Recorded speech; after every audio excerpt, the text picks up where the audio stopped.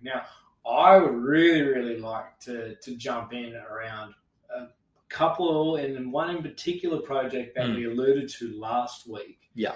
And that I'm sure people want to know a little bit more about some specific projects that we are passionate about and do a deeper dive about them. Definitely. And one of them is Illuvium.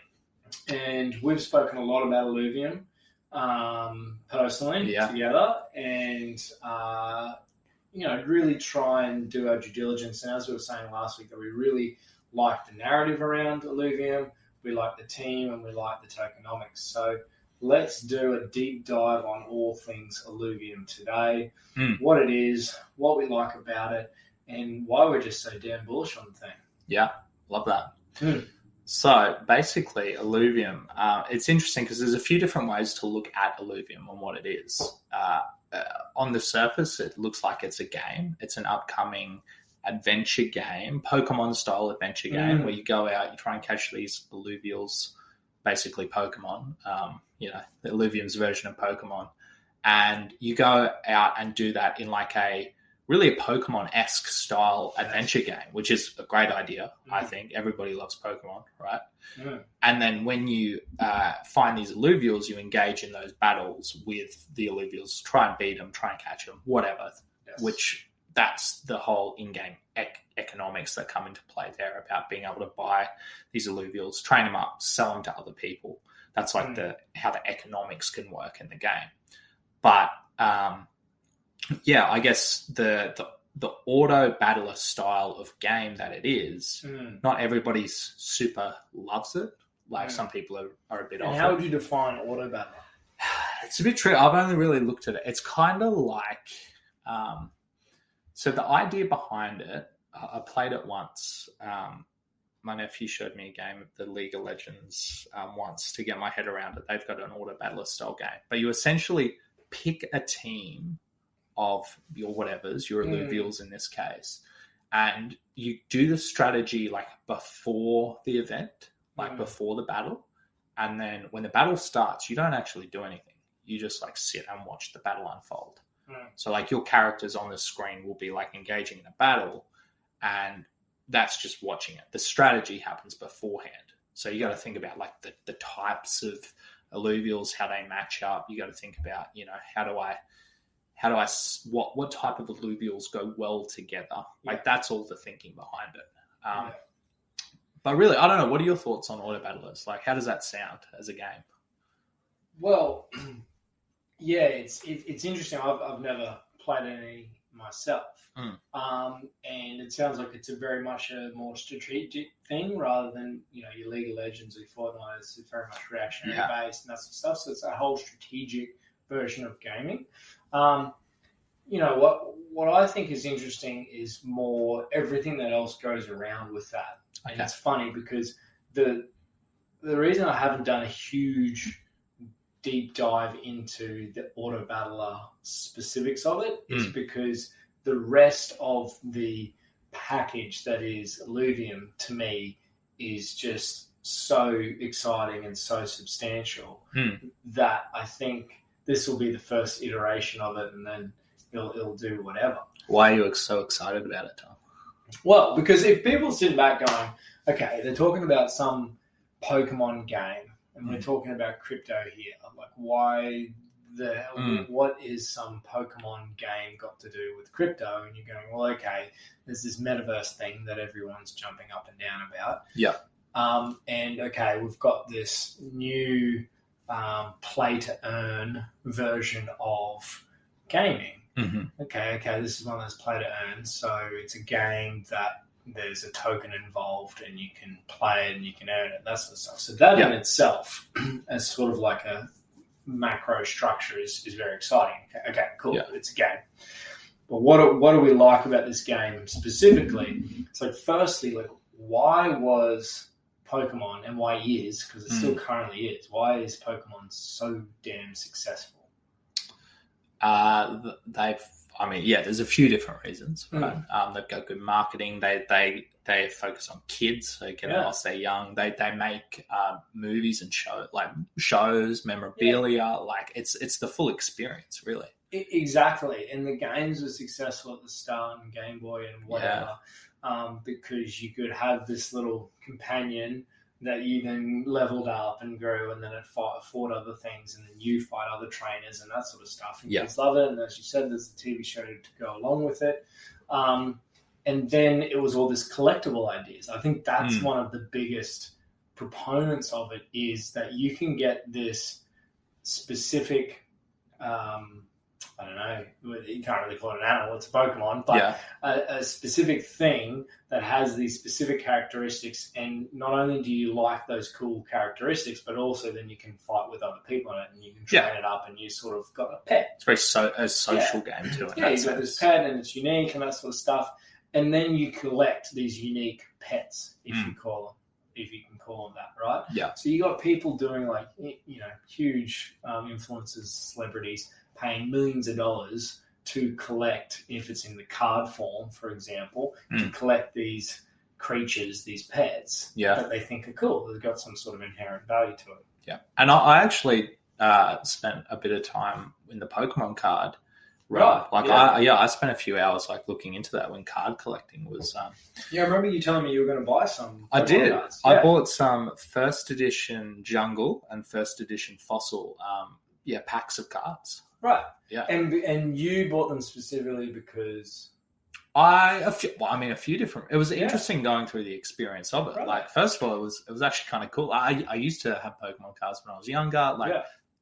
Haven't looked at Pokemon for ages. Retouch back with it, the nostalgia effect. You're like, oh, this is cool.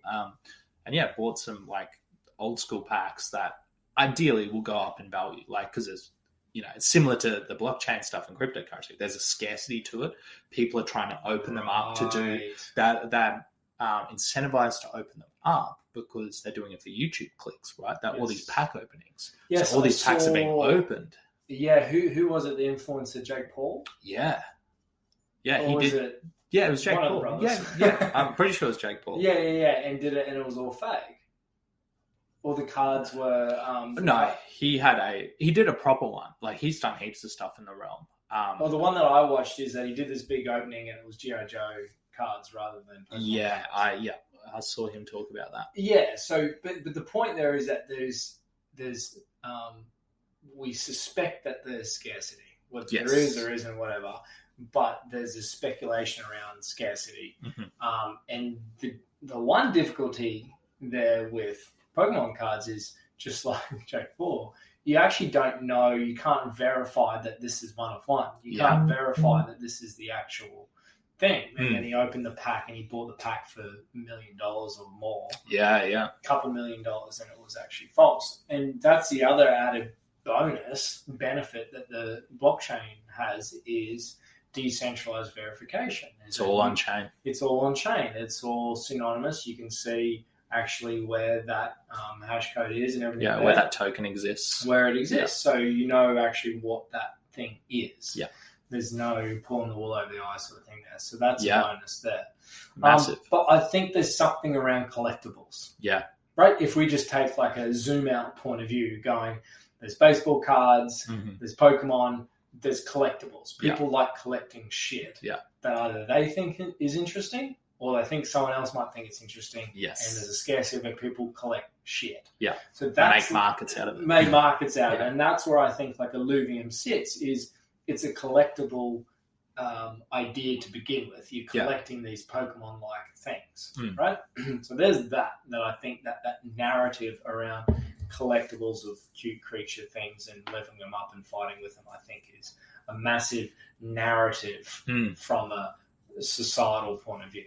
Yeah, right. So I agree. That's what I first like about it, and we talked last week about how we really like the team and everything about that. Yeah.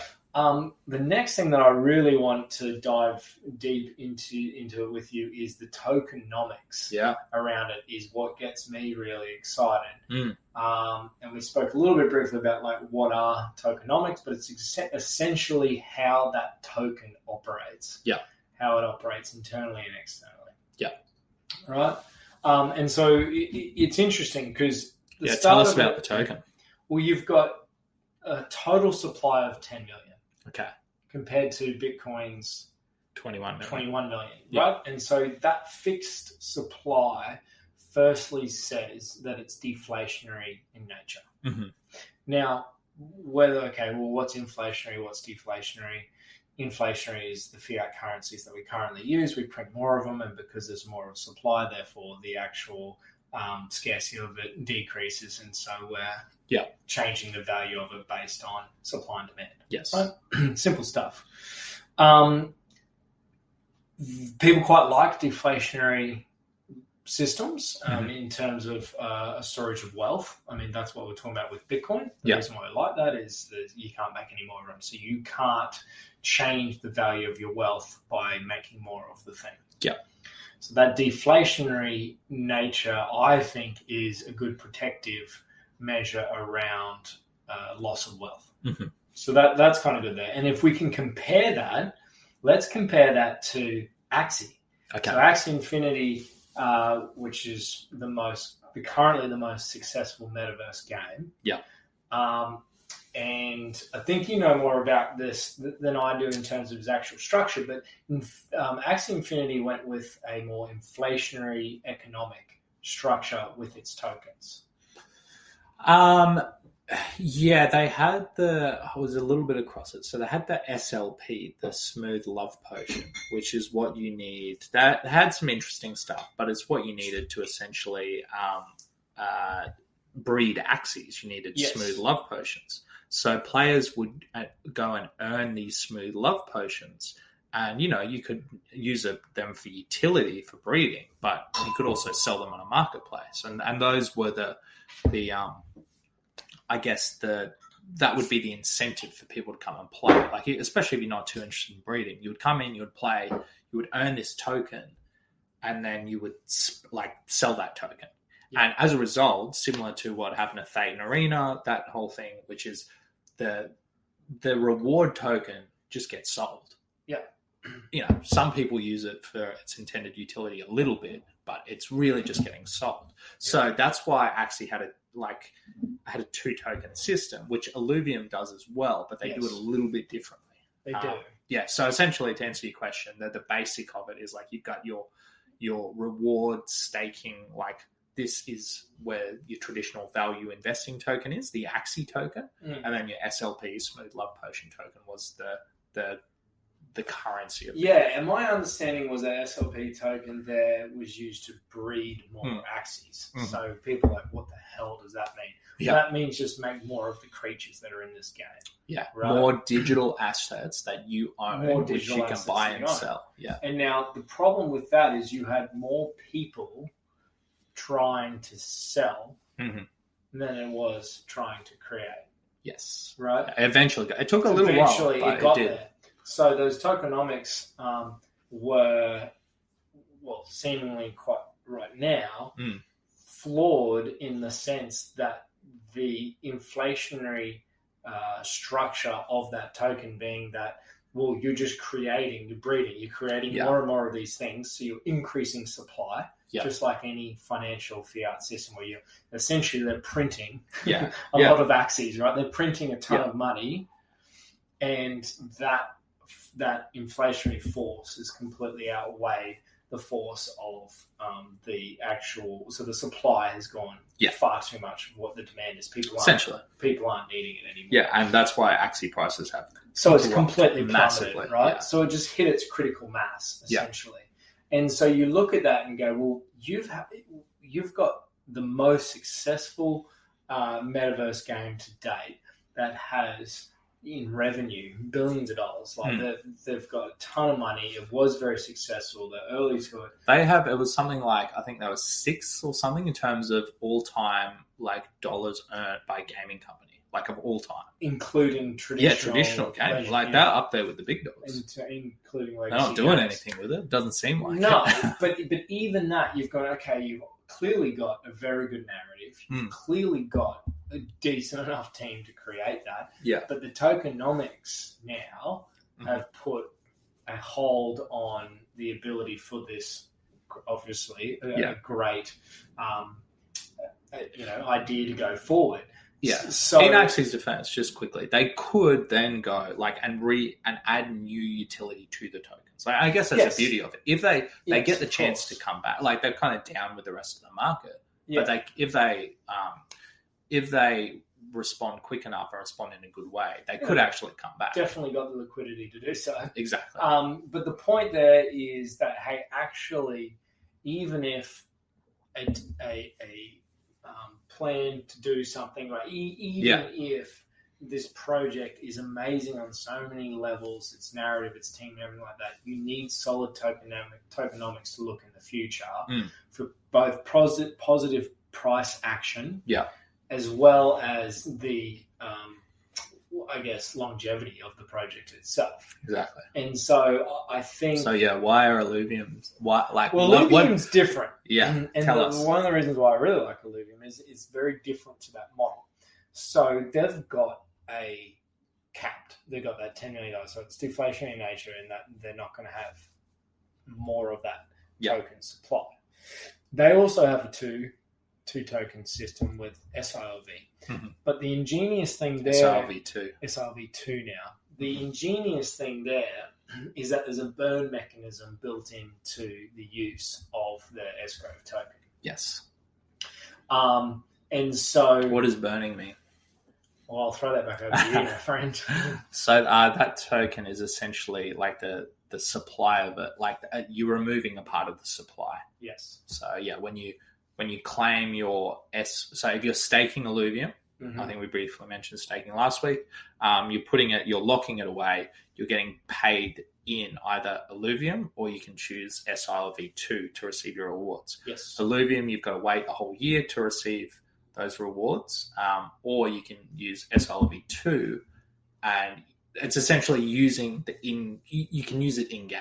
It acts as currency, but when you choose to do that, it then effectively burns that appropriate amount of token on the ILV side, which less supply should equal higher prices. Yeah, I think the numbers are something like if everyone just used SLV to do the purchases, and with that burn pressure, I think it would put it down to only a maximum of like 7 million ILV tokens, something like that. I don't know the actual maths, the maths on it. But I think to explain this a little bit better, we just got to quickly backtrack and go, well, okay, let's just identify the two tokens in ILV. So there's the ILV token that you can purchase on the open marketplace, whichever one you choose. And that has two main use cases, correct? There's firstly governance, that as an ILV token holder, it's essentially you have...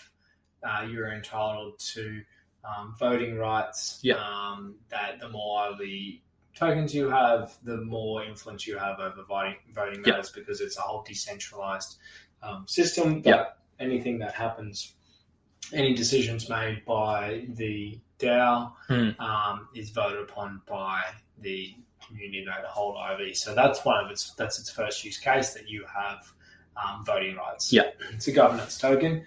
And secondly, as an ILV holder, you also have the rights for revenue distribution. Yes.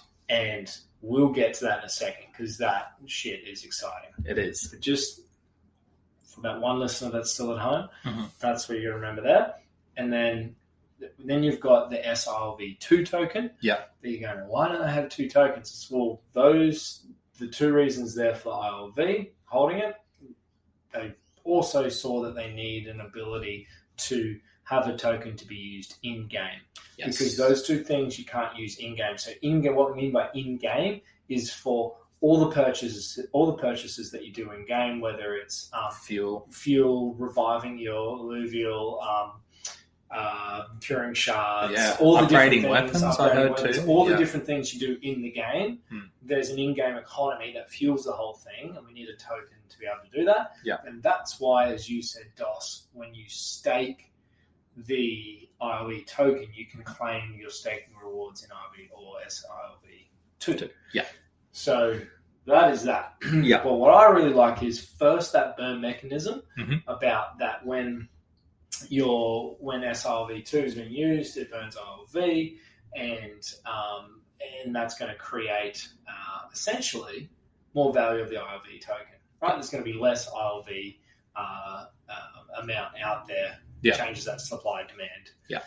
Usually positive for price action. Usually positive for price action because if there's less supply. Basic economics, right? Basic economics.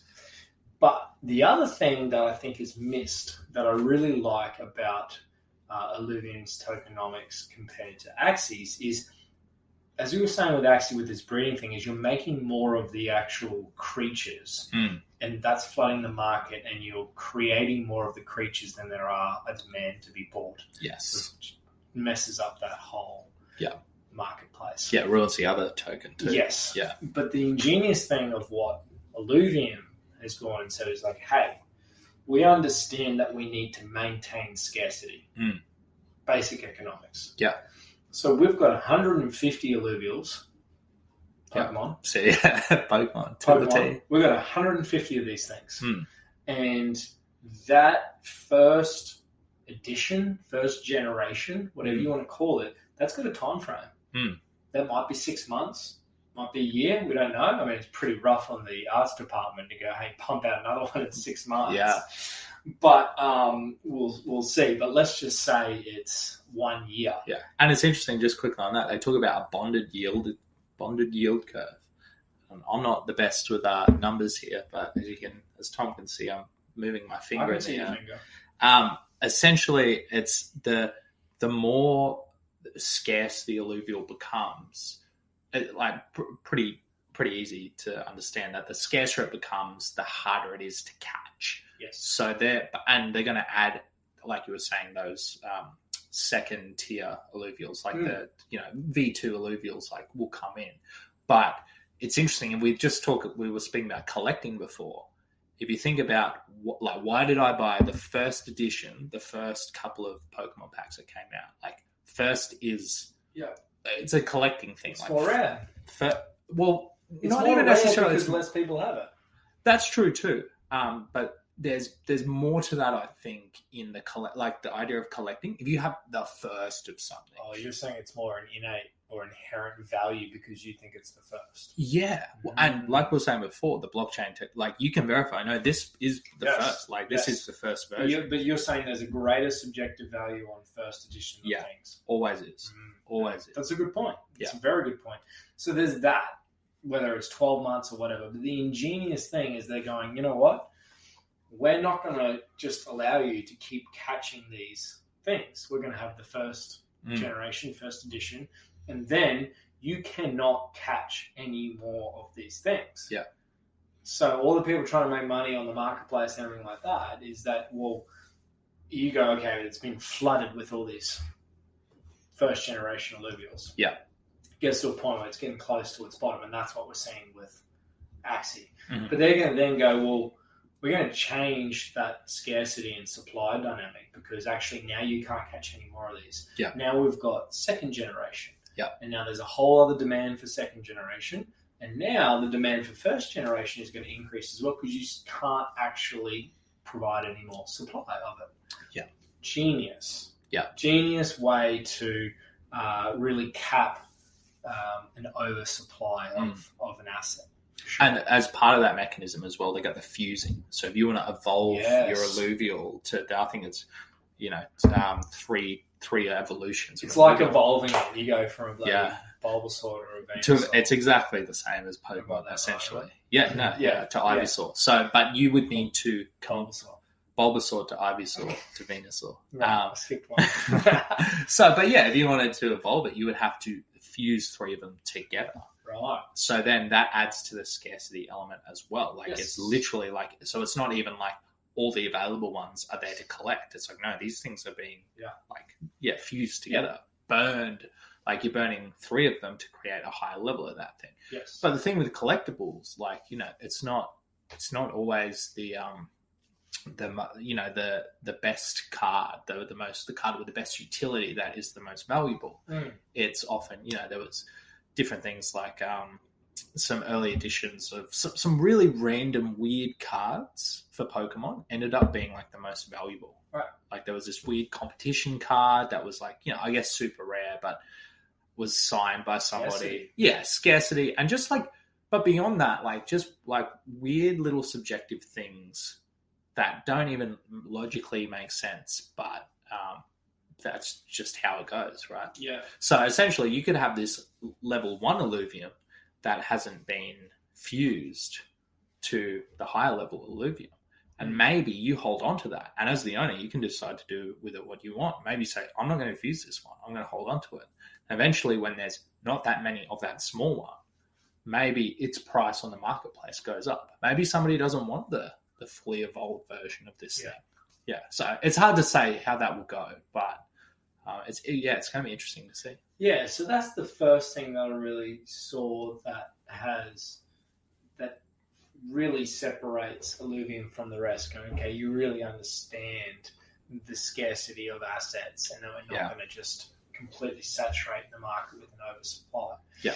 Now, before we go on into the other areas of essentially the economics around how token holders might make money and that sort of thing. Yeah. I think it's really relevant to then go, because you're going, okay, what are these guys talking about with selling on the marketplace and this and this is how does the actual gameplay loop work? I love it. Yeah. In ILV to go, well, actually, how does this in-game economy even work? Great question. So let's break it down, right? So it depends on, and there's different gameplay loops available. There is a couple of different ways of revenue for ILV, but yeah. So it kind of really depends. It depends on what type of gameplay you like, what type of loop I should say you like, and beyond that, more than what you like, but what your resources allow you to do. If we can give like a brief overview of going, actually, what is the main loop around how this game creates an economy? So people who want to go so essentially people will enter into the world of Illuvium and they will be going and trying to catch these Illuvials and level them up. I've got a dude in this game and my first job is to capture these Illuvials. Yeah. Cool. Level them up. Get them to higher levels, continue, the whole leveling. Pokemon. Get them as high as you can, right? Yeah. Then Illuvium are going to be hosting these events, these big, massive battles. It's going to be like they're bringing like esports. They're going to bring like, Twitch style things. Like it's going to be like an event, this thing. Like people are going to be talking. It's similar to League of Legends World Finals. Yeah, that's an exciting event. That's the big overarching view is to create esports events around it and have a lot of it's a sport. People are going to be battling and versing each other. Correct? And the thing is that with the Illuvium token, like it's going to be like the way that it's set up, it's going to be a lot more than your a lot more money than your traditional gaming events. Like this is going to be like if the best people at this game are going to earn a lot of money. Well, yeah, and the figures that we heard is that there's $40 million prize pool for those, which is just ridiculous. Yeah, at the current price, like it could be more. If we think about it compared to blanking on the golf tournament, just recently that Cam Smith won $5 million prize purse, and it's going, well, that's the largest one. So actually $5 million for winning tournaments, massive. Yeah. And we've got this esports coming in and saying, hey, you know what? It's $40 million.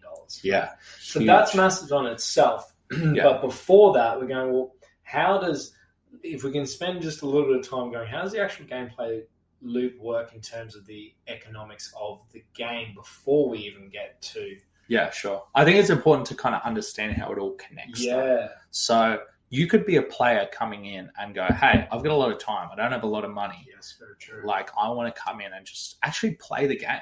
Yeah. Like I want to go through the adventure mode. I want to figure out the skills of like, there is a little bit of skill to like, you have to kind of like shoot this little bubble that pops up. And, the very basic explanation there, but a little bubble, which is an instance, which you're hopping around in this open world. You see this instance. Those World of Warcraft would be very familiar with, like when you go into the dungeon for the first time, you're entering an instance. Okay. So that's a separate part of the game. Right. That's kind of just for you. That's separate from the main game. Right. So it's essentially when you hit the instance, you're going from adventure mode into auto battler mode. Yeah. So you hit the instance. There's some skill to that. You go in, and the skill of the auto battler is how you try and capture these alluvials. Yes. Battle and capture. Yeah. So there's an open world, and then you go into the instance, and then there's auto battler. Yeah. To figure out what actually happens. So both to capture more alluvials, but also to level your alluvials, right. Which takes the it takes a bit of the resource. Like you won't get to do this for free. You'll have to pay a little bit somehow, just to not necessarily to you'll need to have it to capture like the shards. You'll need to spend a few dollars to have a shard. Shards are like Pokeballs. Yeah, right. Great. Yeah. To travel for fuel, like to use your equipment, you might burn fuel. So you need to buy fuel from a marketplace in order to get to the places you need to be to catch these things. So you're going to spend a little bit of money, right? But yeah, because I think most people go, well, that sounds like a normal game. How is it play to earn? And you're just starting to touch on it there with going, what are you talking about with fuel and stuff? It's going, well, actually, the built-in economics of this game says that to do things like travel, it uses fuel to cure a shard, capture a level, that cost. So they've allocated costs to actions in the game. Yes. And those costs are realized by the player. Yes. Which is interesting. So the player pays, let's say, a gameplay loop. I think they were talking at maybe between $2 and $10. Yeah. And so you do a loop, which means you've got a set amount of time, because you've got a set amount of time in the open world to go and do these things. And that's like 45 minutes or something like that. Yeah. So let's just say that roughly. And all the things to do that loop, which means that you travel there, you try and capture some of these alluvials, you do other things. There's going to be a bunch of other things. There's armor and weapons and that sort of stuff. Yeah. All that loot there might cost a player, let's just go in the middle and say $5 USD. $5 to $10, yeah. And you're going, holy moly, why would someone spend $5 to play a game for 45 minutes? Because I guess, like, for one, like, for fun, like, if the game has to be fun. Like, well, it doesn't have to be, but it sure will help it if it's fun. It should be fun. I think that's what people are figuring out with Axie. Yeah, it's not fun. We're shitting on Axie right now. Yeah. They've been very, very successful, but it's not fun. People are playing it because it's earning money. Yeah. And like, to be honest, even if Illuvium sucks, like, I still think people will play it because it's like the best option. But regardless, if it seems like it's going to be fun. Exactly. Right.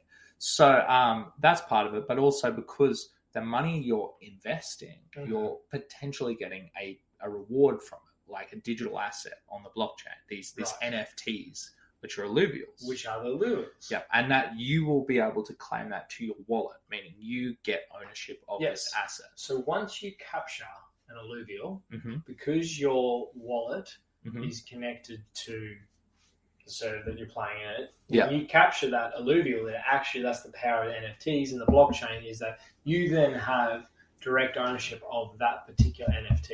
Yes. Which is an alluvial. It's in your wallet. You have it. Therefore, you can go to an open marketplace and sell that alluvial. Exactly. And that's the loop. The whole loop economics is you're going to have a ton of people that want to play, that want to grind, and want to play that loop. And I don't have a whole lot of money, so I'm going to spend $5 and I'm going to capture these alluvials, and I'm going to capture as many as I can. Yeah. Because on the other side, you've got a bunch of people going, that sounds like a lot of work. Yeah, I'm a bit busy. Got shit to do. I don't really want to do that. I'm just going to buy it when they've done all the work and whatever. I don't even know how to find them and capture them, whatever. I just want to play the game. I want to play the auto battle. Yeah. So and earn money. And so they're going to buy those. That's where the demand comes in. They're going to buy that because they're not going to spend all that time trying to farm those alluvials. And so that's the reward you get, is that you do all this work, you pay this money for this loop, and then you get a number of alluvials, and then you can sell them to the open. Just a quick thing on that loop too, just I wanted to mention that's another element to that loop that we were talking about. So when you go out, and I was talking about how you shoot your gun or whatever, and you hit the instance, you actually get the option to spend a bit more like in-game currency, either SRV2 or Ethereum. You can choose to either enter it and spend your time to like actually look at these creatures, or you can spend a bit of money to see what's in the instance. So you could actually get a peek and go like, these alluvials aren't worth my time. Yeah. I'm going to not go in this instance. I'm going to go look for another instance. Yes. So I just wanted to add that extra element. But that's very important on two levels. It's firstly important from the individual player going, am I going to waste my time? I've only got X amount of time here that I've paid for. Yeah. I'm not going to waste my time there. But the other thing is it just adds another financial element to this loop. And that's what the team has done very well is they've identified so many micro transactions. Yeah.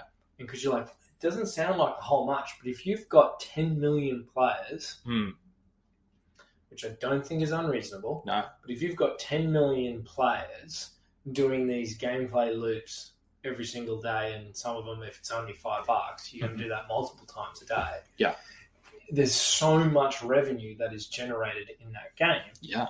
And that's what's so wonderful about this decentralization, this gamification of financial system. Is going, well, there's a base economy that is at work here that is very ingeniously laid out that we balance the supply and demand aspect.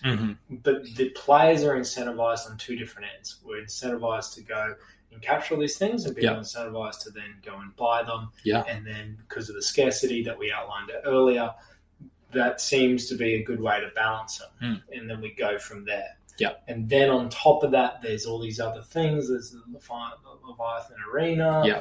And there's land. We haven't spoken about land yet, which we're hopefully going to buy some. Yes. That's the plan. Exactly.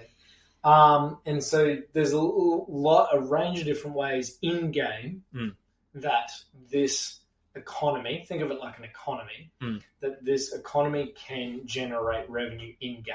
Yeah. There's a ton of different ways. There's going to be thousands, tens of thousands of microtransactions every second. Yeah.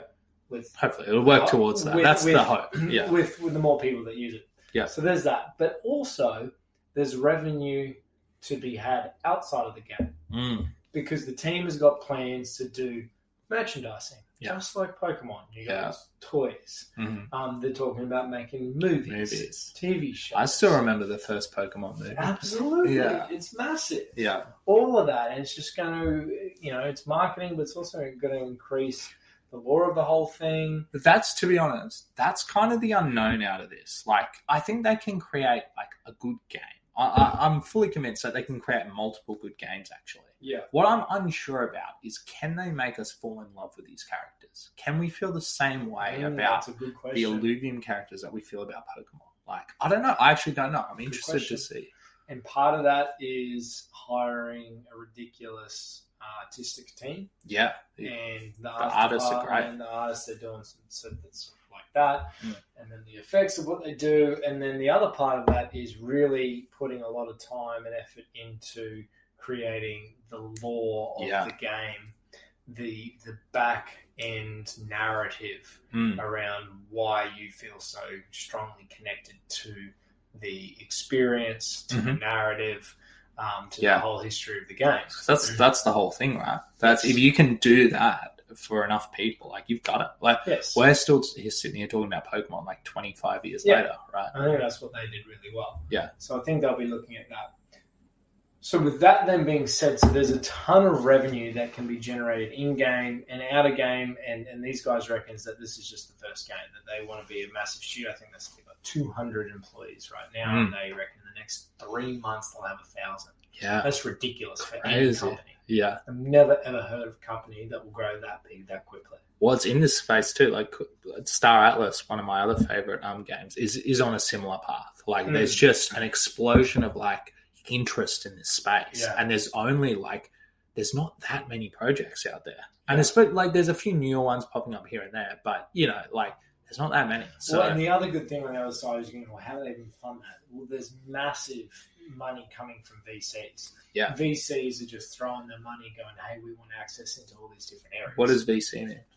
Venture capitalists? Venture capitalists, yeah. So, and I guess with that, like, and we had like a tiny taste of the experience of like buying into the Atlas and Polis tokens pre-release. Pre-float, essentially. Like, very like small amount, which was great for us, right? Yeah. But there was, I guess, these venture capitalists, like you only need to hit once out of like even 100. Yeah. And they're normally hitting more than once too. Like you hit a couple, like you get massive returns. So they're willing to fund like kind of whatever. Like if you can put a good enough case to them, it's like, yeah, all right, that sounds good. Well, on that, so there's the VCs there that have funded Illuvium, and they've got hundreds of millions of dollars in funding. But there's also the seed investors. Let's talk about the token unlock stuff. Can we talk about that for a second? That's exactly where I was going. Oh, perfect. Like great minds think alike. That's so right. The seed investors, yes, the early investors, different to the VCs in the sense that the early investors. So let's just say they got access to Illuvium under $10. Yeah, single digits. Yeah, seed investors early on, they put a lot of money. It's currently like $530 right now. Yeah. So. Big gain. People are between 50 and 500x their money. Yeah. Lot of money. Any good investor have gone, you definitely want to take profits. You want to take your money out and go from that. And that is probably was a big fear of a lot of people, because in the last couple of days we've understood that the DAO has voted on this scenario with the big question going, well, if you've got all these early seed investors that have put money into and own a large amount of ILV tokens and it's sitting at $500, what will happen to the token price if a bunch of them sell? And obviously that's going to have a negative price action if a bunch of them sell. But they themselves, which I find really interesting, presented to the DAO the proposition to extend the time at which, because they were supposed to be able to take it out about now in March. Because it would have been ideally the game would have already been launched by now. That was the reasoning behind letting them unlock. Like you have the game launch, you have the economic system working. Like at the moment, you can't really participate in the game of Illuvium. Yes. So you have the game start, and then after it's like working, then you unlock the creating token. in-game revenue. Yeah. And then you can so just token unlock, and with the in-game revenue increasing, the token price in its workings there, we have the token unlock, and then it balances each other out. Yeah. So now they've extended that, I think, back to like July. Something like that. Yeah. But the other part of that is that one of the groups in particular that hold the most amount of ILV outside of the core team founders, the core team, they have come and said that they actually won't be selling, regardless of when the token unlock happens, because they feel that they would be selling early to a project that hasn't actualized yet. Yes, which I think is absolutely massive news, both on the point of view going, well, the huge investors there, they got the individuals that own so much of this, I really, really believe in this project. So that's first and foremost. Yeah. Whether you believe that's good fiscal practice or not, that's another thing. Yeah. But they really believe in this project and saying that it's completely still in infancy. That's why I first read out of that. Yeah. It hasn't even got close to maturity, so they're going, no, why would we? Yeah. The other side of that is that from a purely economic point of view is that really reduces the sell pressure in that it gives you a lot more confidence as a token holder that going, okay, there's not just going to be a ton of this liquidity dumped on the market. Yeah, because that would be terrible. Like I guess it would be bad, like for the token price if a lot of the token just sold. Like a big chunk of it, like just sold. Like, so having that vote of confidence. And the beauty of the blockchain is that, like, for one, they could even tie it like within a smart contract. Like they could end up staking this and we could like see that data on chain. But even if they just have a commitment that, hey, we're not going to sell this, if they do decide to sell it, like we'll be able to see that. That's all on the blockchain. Yeah. So so essentially, like, the reason why they wouldn't want to sell is because they're not just Illuvium investors. They're kind of like, I guess, part of their part of their value proposition is their reputation, right? Yes. So if they were found to be like saying, "Hey, we're not going to sell," and then sell a bunch of their tokens, like that would just ruin their whole game, right? Yeah. Exactly. And then you got Kieran, one of the co-founders, that has said multiple times he's bought 95%. He's all in. Of his entire net worth. He's aped in. Yeah, I appreciate someone like him. Yeah, he's just very, all in on very it. transparent. And he's all the way in, which I think is awesome, because I think what that brings us to is understanding the vault. And I think this is probably the biggest difference that I see in Illuvium right now compared to any project that I've ever seen. Mm-hmm. And it takes a hell of a lot of balls and understanding to do this. But what Illuvium has come out and said from the start is that every single 100% of in-game and out-of-game revenue, all revenue created from Illuvium, whether it's those gameplay loops, whether it's a bloody movie, whether it's sponsorships, massive, Red Bull comes and does a gig with the esports thing. Yeah. All that revenue goes into a centralized vault that is then distributed to token holders. Yeah. Wild. Yeah. That blew my mind. Yeah. Because in every other company, whether it's centralized or decentralized, that there is profit, obviously, at the top to pay for different things and do things. But the people, normally it's a fairly, whether it's meant to be this or not, but it's somewhat of a pyramid in the sense that, yes, obviously the people at the top are going to make more. They created it, they designed it, they put all the work in. That's that's what they get, right? That's they took all the risk. Yeah, they took all the risk. It's all their IP. Yeah, they've earned it. They get the top. I'm not saying it's good or bad. It's just what it is. What I think is wild about ILV is that they're going, actually 100% of revenue goes into this vault. And periodically, obviously you don't want to make it constant in its release of money, because then people could time that or create bots to time it. Front running is the term. Run it. Yeah, you got it. To front run that, the release buy of it, the so they buy and sell at different times. Yeah. So I am interested in how that will work. Like, will it be random? Will it be decided by the team? Like that. I don't think that's what the DAO's voting on right now, and they're not going to get it perfect because there needs to be some sort of way to periodically release the funds. Yeah. In a non-consistent manner. Which is I'm sure they can work it out. Yeah, it's like a variable release, non-fixed variable release. Yeah. And they were saying, so that money goes to stakers, or so what I was a little unsure about was whether that money, because they were talking about how it goes to the people who are staked in the protocol. Yes. Does it go to stakers, or does it go to is it about the appreciation of the ILV token? It will make the ILV holders will be happy because it's, theoretically raising the price of ILV. Both. This is why it's ingenious. It's not just, hey, we've got a pool of money and we're going to give you your dividends. It's not just that.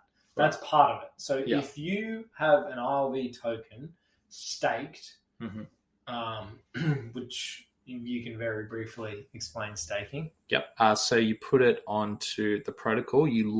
Some are locked, some are unlocked, but you essentially commit your crypto to a protocol to verify the transactions. And so that's around incentive structures. And the best way I understand that is my way of understanding that is it's a way for the project to bootstrap liquidity. Yeah. Right? Yeah. Especially if you lock it. Yes. Yeah. Because there's a liquidity problem with the amount of and especially with slippage and the way for people to access. Yes. So that's what they're doing. They're bootstrapping it by going, hey, if everyone locks in their tokens by staking, then you're providing liquidity to the overall project. Yeah. So then everyone doesn't get smashed with slippage when they try and buy. Yeah, so I think so I don't think you lock the tokens, but because they were talking about No, that's just permanent staking. loss. That's just staking. Yeah. So you can do single-sided lock staking, Yeah. which is essentially just confidence in the token. So Yeah. I'm a commitment to not sell, like a verified commitment. You can't sell beforehand because it's locked into the smart contract. But there's liquidity providing as well. Yeah, and that's like just on a very basic level. The reason why projects want you to stake is to provide liquidity. Yes. Right. You're giving it back instead of the bank. You've taken money out of the bank and you're going to hold it here. The bank wants greater liquidity so they can share it around and more people can have it. So you're giving it back to the bank, but you're getting a reward. Yeah, that's the whole idea of decentralized finance, DeFi. Is that instead of the big banks and the big money making the cut, people get a cut. People get it because you're actually the bank, which the bank's main job is to provide liquidity, and then people have credit and you can make money out of that. We'll have a deeper look at DeFi another time. It's really interesting stuff. But the point there is that if you own an RV token and you stake it, which means you place it back onto the protocol, you get a reward for doing that because you're providing liquidity. Well done. You're the bank. You're just a small bank. Well done. So you get the reward there. But also what ILV, in my understanding, what Illuvium is also saying is that actually you get revenue distribution for staking on the protocol. Yeah. You get your share. dividends, your share, because being an ILV token holder means that you have a share of this company. Yes. And you get a share of the revenue because all the revenue goes back to the token holders. Yeah. Which I think is just revolutionary. It's just phenomenal. And that's probably the reason why, Kieran and all of that own so many of the token themselves, because they kind of, the whole benefit of what they're doing is that obviously they would have a large, they are the creators of the project, so they would own a lot of the token. So it's nice to see that they're purely incentivized by the project's success. Well, that's it. Because if they were just wanting to make a quick buck, unfortunately there are so many people in crypto world that are doing that, they wouldn't have it set up that the only way they can make money from this project that they've poured their heart and soul and time into for the last couple of years, the only way they can make money from that is via holding tokens. Yeah. They wouldn't set it up like that. Right? And so for me, that's like massive faith from the creators going, actually, and Kieran is the largest, I'm pretty sure he's the largest ILV token holder. Yeah. It's the largest Victoria whale or whatever. Yeah.